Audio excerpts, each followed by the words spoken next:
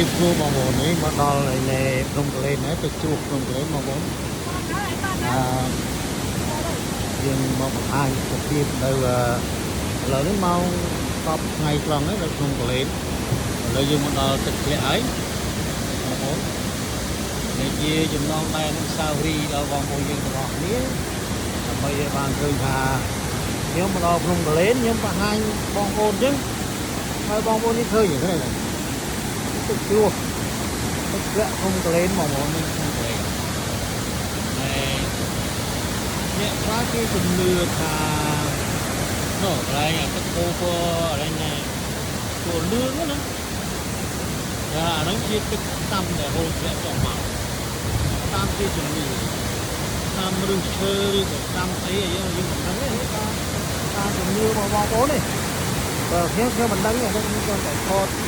ចែកជូនបងប្អូនយើងមើលហើយអ្នកខ្លះគេហ៊ានហ្នឹងគេដាក់ឈើតោងឲ្យគេដើរសួរទៅអីហ្នឹងណា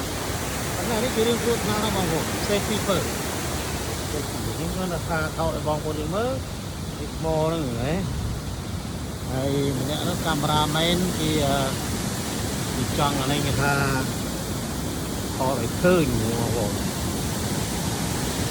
ណា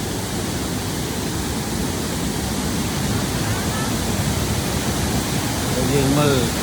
ឲ្យបងប្អូនយើងមើលឃើញចឹងសុខភាពបងប្អូននេះថាគឺធ្លាក់ទៅបាត់ហើយអត់មានទៅក្រោយទេគេថាទៅបាត់ឈឹងចឹងបងនេះងនេះមើលដែរបងប្អូននេះជាសុខភាពមួយដែលយើងនាំមកឲ្យមើលឃើញហើយពួកកាមេរ៉ាមែនគេថតស៊ីលុយមក1000ហើ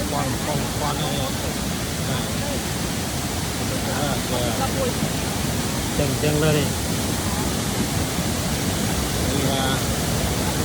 អូមើលទៅម៉ងហ